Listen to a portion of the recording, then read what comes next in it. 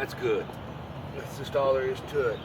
Hello, everybody, and welcome back once again. It's game day and another edition of Inside the... No, it's not Inside the Headset, is it, Tom? It's not. It's Behind the Lens. Behind the Lens, Tom. And right here, it's week 9, game 9. I'll run it the way I want to, not the way you want to. TSSAA. If you catch on to what we've been doing, you've been watching us over the time. TSSAA starts this thing where we start off on week 0 or week 1 or whatever. It doesn't make any difference, Tom. We're going to play 10 games. This is the 9th game tonight. Quit being the hall monitor. Dang it, the guy turns me in every time I turn around. Coming in. Well, the days are getting shorter, that's for sure. A little nip out this morning, not much. John Jones selling homes. Gotta love Big John. Big Jack will be in action down in Tuscaloosa. Excited about it, because it is the 3rd Saturday in October tomorrow, which means Alabama, Tennessee. Whee! Let's get to the topic. Tom, I tell you what, paper's getting to be nothing. I got 2 sections here. I mean, I'm not kidding you all. 2 sections. That's it. Grammar finds spot on offense. Jay's hunting decisive for Game 7 against the Royals.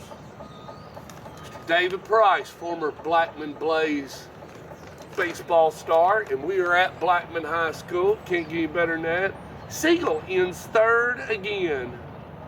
Oakland gets a challenge. Tom Krager at the top, D and J. Let's get us a topic. Can Oakland stop Vic Johnson? He picks Oakland 35, Cook Vegas 14. As Oakland goes up on the plateau. Smyrna at Riverdale. He moves all the capsules around. Dubin maintains a narrow lead in the picks. Joe Dubin. Let's go down what we got here. So Smyrna's at Riverdale. Stewart's Creek's over at Summit. That's the other side of town, over on the rich section of town. That's in Williamson County, or over in Murray County, whichever you want to look at it on the line. Eagleville at 4. Siegel at Warren County. So that'll be a little trip for them. Coffee County at Blackman. That's right here, and I'll send Judy here. We're going to split tonight. Oakland at Cookville. Laverne at Lincoln County. So I'll go to Smyrna Riverdale. Commodore's offensive frustration gives flashback to teams of the 90s. Derek Mason with Coach Woody Weidenhoff. Woody, let's get a stop.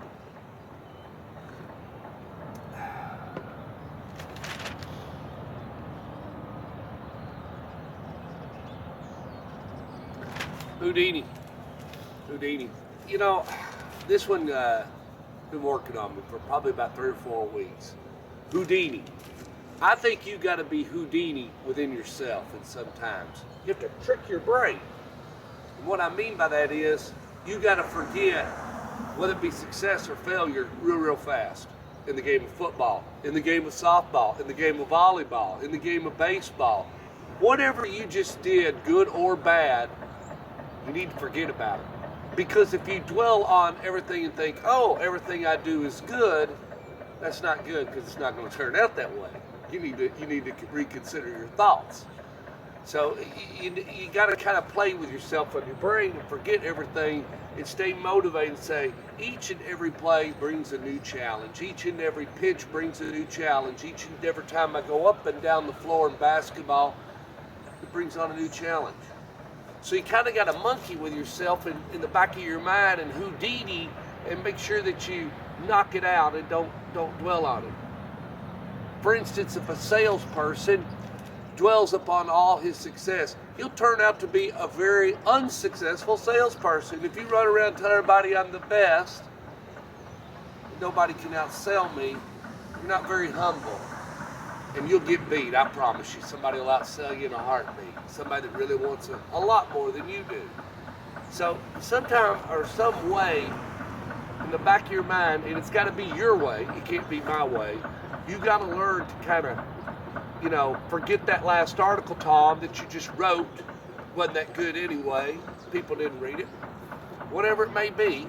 But you got to forget and move on as fast as you possibly can. And you got to do it, with 20 seconds out here on the football field. That's the reason why I love the game of football. It is so much like the game of life. It moves quickly, there's time, there's pressure, and it forces a young man to react or act upon what is taking place upon the field or in the game.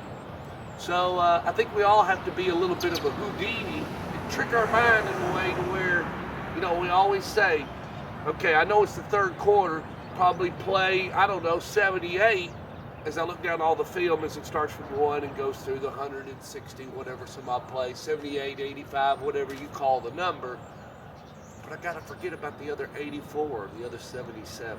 Somehow or another, I got to focus on that very play at that very moment. So you kind of got to be Houdini to be good. That's just my own opinion. Maybe some of you work in a different way, and maybe you'll see me at the game tonight and say, Stork, I was listening to you on Behind the Lens, and I kind of get what you mean by staying focused on this one thing right now at this moment and execute upon that, and then let's move on to the next one. I don't know. I couldn't really get all that out. I was thinking about it and just thought it was a good topic because it's a lot like life. Whether you're not doing so good, you're failing, or you're not doing so well and you're doing so good, you're succeeding. It doesn't make any difference. You need to erase it. Erase. Start over. Erase. Start over. Because I don't care if you sing. I got friends in low places. 1,000 times, all 99 of them will be different. 999. Whatever. Jordan Middleton's leading the passing. Taylor Dowdy's leading all the carries. He's got 1,300 yards, y'all. All right. We're going to do the last topic and then get out of here. Now, what I'm getting ready to talk about is something I'm kind of passionate about. Yesterday, I had the opportunity to do a team building down in Center Point, Alabama.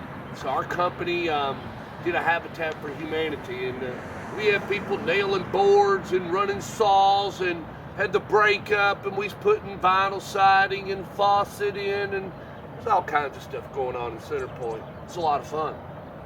But our company gave back, but I don't think they realized what they really gave by letting us go and do that. Now, I didn't work any hammers or saws or nails, or I didn't do anything real technical. I ran the camera and shot some video and shot some still. But the one thing I noticed was we generally don't talk that much about work. We talk about other things. Or, we just kind of get to know each other a little bit better. So it wasn't really the activity of team building. It was the fact that we all met at one spot. We wasn't at the office, so we wasn't in our element. Maybe some of those people were that build all the time and do things. But it was really cool. And I think that the TSSAA, the NCAA, or whatever, you want to call them, the governing body, as, we form these teams or we do these certain activities and you've got all this time with kids, I think there ought to be that time right there. If you plan it, it shouldn't go against you. In other words, if it's dead time, and I tell the TSSAA, you know what?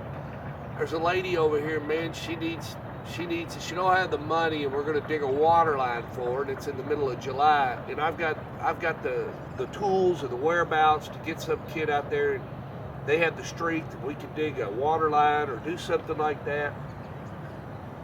Help somebody get to another spot on the Monopoly board of life. I just look at it as, why are we penalizing certain things? Now, I'm not saying that you do it or whatever.